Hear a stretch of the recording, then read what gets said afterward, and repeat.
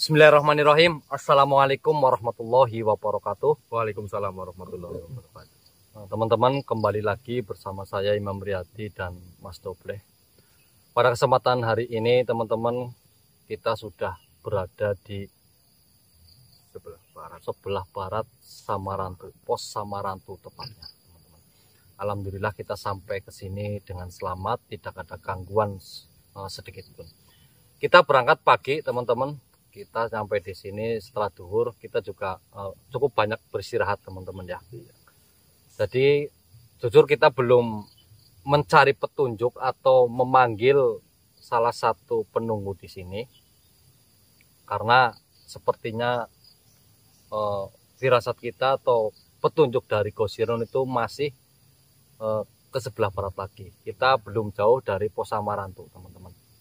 Dan mungkin kalau teman-teman melihat kita, penampilan kita itu kayak bukan pepergian jauh ya, Kayak bukan pendaki. bukan pendaki. Tapi memang kita bukan pendaki, teman-teman, tapi kita sudah biasa ekspor di hutan yang medannya terjal. Jadi ya, tapi kita tetap bawa bekal ya, teman-teman ya.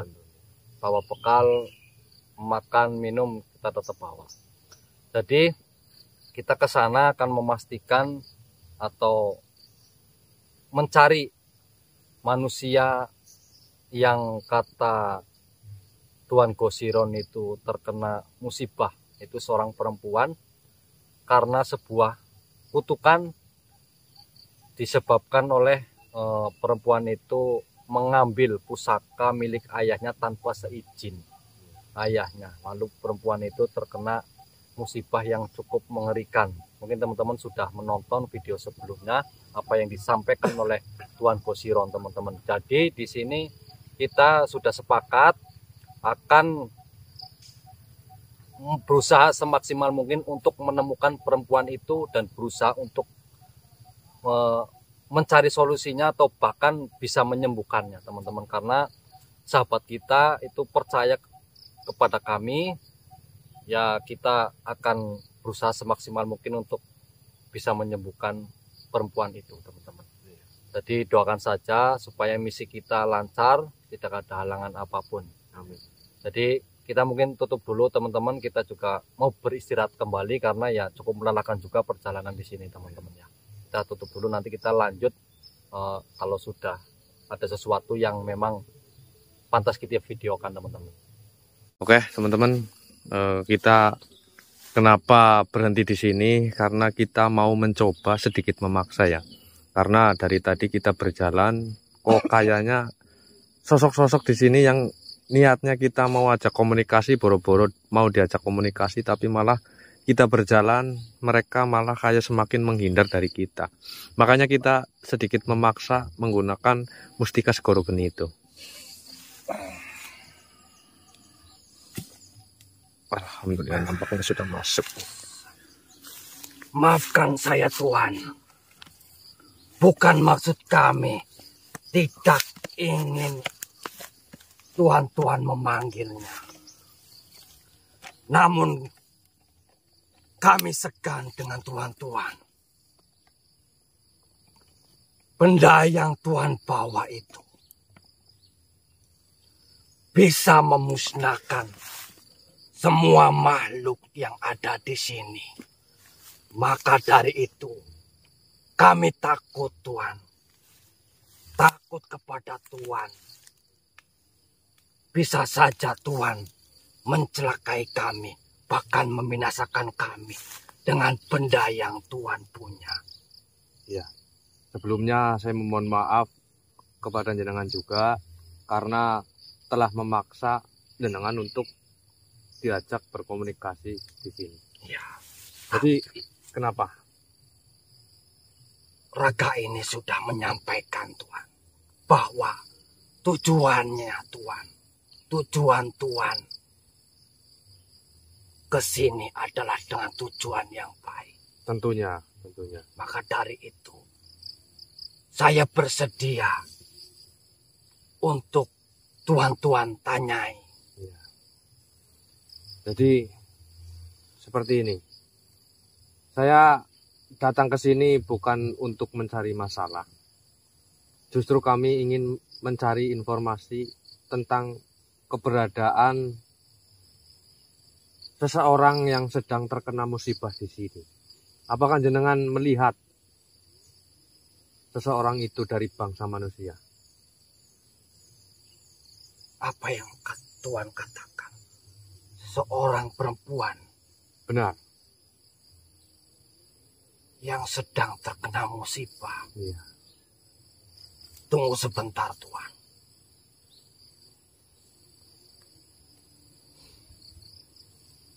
Ya, memang betul. Di sebelah barat ada seorang perempuan yang terkena kutukan. Apakah Tuhan mengetahui apa penyebab dia terkena kutukan itu? Tentu saja kami tidak tahu banyak. Yang kami dapatkan informasinya adalah gadis itu atau perempuan itu terkena kutukan atau terkena musibah seperti itu karena mengambil sesuatu benda milik ayahnya sendiri tanpa seizin ayahnya. Betul. Tuhan sudah tahu apa sebabnya.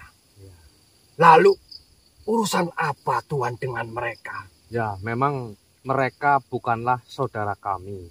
Namun mereka sesama bangsa manusia. Jadi kami dipercayai oleh sosok-sosok seperti jenengan.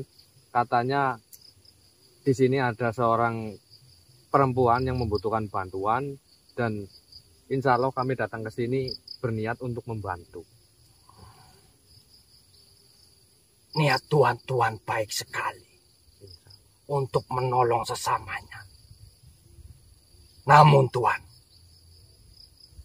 saya beritahu kepada Tuhan, jikalau Tuhan ingin menghilangkan kutukan perempuan itu, sepertinya niat Tuhan diurungkan saja. Kenapa seperti itu? Sebenarnya apa yang terjadi? Bukankah Tuhan sudah tahu bahwa perempuan itu terkena kutukan? Ya. Karena mengambil pusaka milik ayahnya. Tapi bukan berarti sosok perempuan itu tidak bisa disembuhkan. Tapi karena kesalahan perempuan itu sendiri. Tuhan tahu pusaka apa yang menyebabkan anaknya bisa terkena kutukan itu. Padahal pusaka itu adalah milik ayahnya. Ya, tentunya kami tidak tahu banyak. Yang jelas perempuan itu mengambil pusaka tanpa seizin orang tuanya. Itulah kesalahan yang sangat fatal, Tuhan. Pusaka Bajul Giling. Pusaka Bajul Giling. Apakah Tuhan pernah mendengarnya? Sepertinya saya pernah mendengar pusaka itu, namun saya belum pernah melihatnya secara langsung. Pusaka yang Tuhan miliki. Apa ini namanya? Oh, ini Mustika Segoro Geni. Sepertinya tidak kalah hebat dengan pusaka Bajul Giling.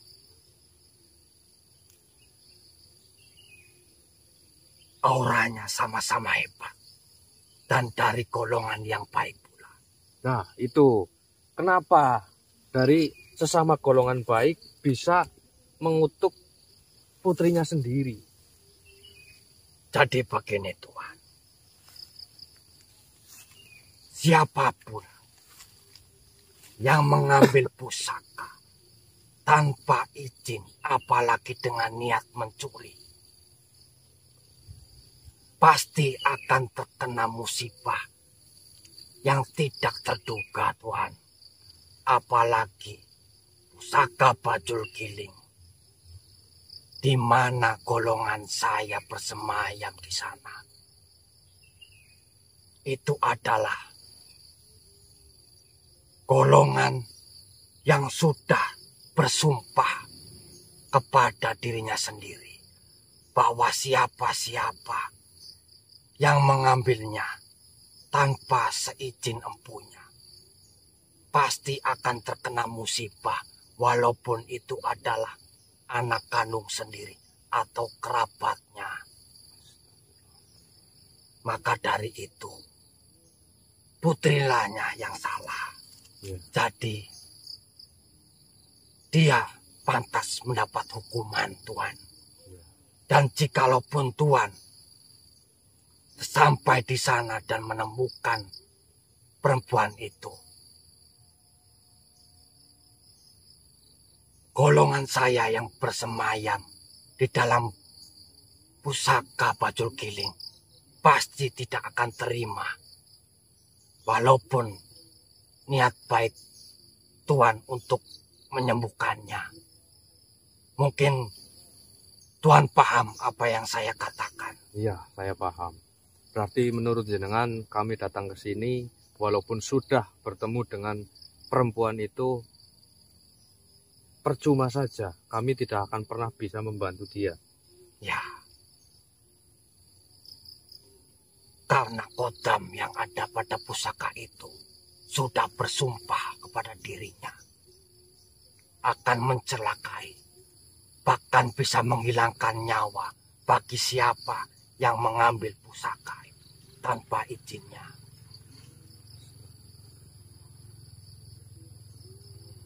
Lalu baiknya menurut jenengan seperti apa? Biar tidak terjadi sesuatu atau bahkan mencelakai Tuan sendiri, lebih baik biarkan saja perempuan itu menjemput ajalnya. Itu saya rasa tidak mungkin saya membiarkan seseorang yang sedang benar-benar membutuhkan pertolongan, apalagi tidak hanya satu sosok yang memberikan informasi tersebut. Itu terserah Tuan. Tapi saya sebagai penghuni sini, saya memperingati Tuan saja. Tapi jikalau Tuan tetap saja ke sana, silakan Tuan. Saya pun tidak melarangnya. Namun Tuan bisa saja celaka. Walaupun Tuan membawa pusaka yang cukup hebat ini, tapi pusaka ini sama-sama besar kekuatannya dan tidak mungkin sama pusaka putih itu saling menyerang, Tuan. Ya. Begini, apakah jenengan tahu sekarang di mana tepatnya keberadaan gadis itu berada? Pasti tahu, Tuan. Namun saya tidak mungkin berani mengantar Tuan ke sana. Kenapa? Sudah saya katakan, Tuan. Jika saya ke sana berarti saya sama dengan ikut campur. Dan saya pasti akan terkena imbasnya. Baik, saya mengerti. Ya, mungkin jenengan tidak bisa mengantar, tapi pastinya jenengan mau menunjukkan di mana tepat keberadaan gadis itu berada.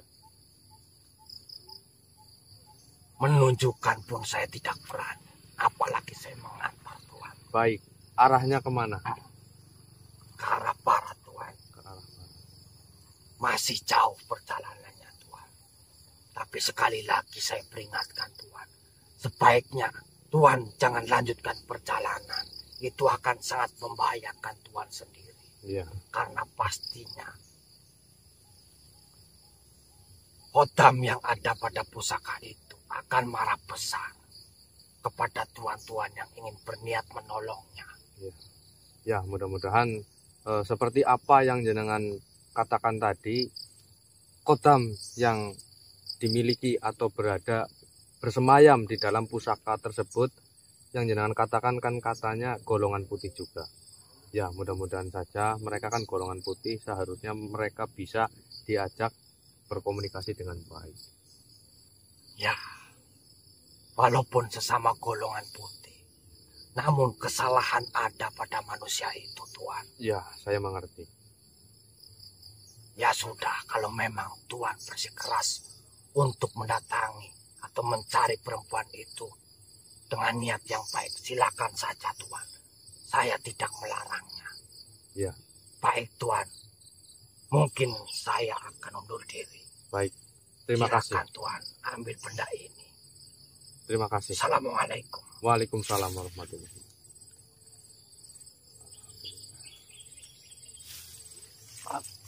Mana Mas Doble? Ya, jadi kita hanya ditunjukkan arahnya yaitu ke barat. Sosok tadi tidak mau menunjukkan tepat di mana gadis itu berada. Memangnya kenapa? Ya, dia takut terkena imbasnya karena bukan urusan sosok yang tadi. Ya kan cuma minta petunjuk. Ya, itu dia nggak berani, apalagi mengantar, menunjukkan titik tepatnya aja dia nggak berani.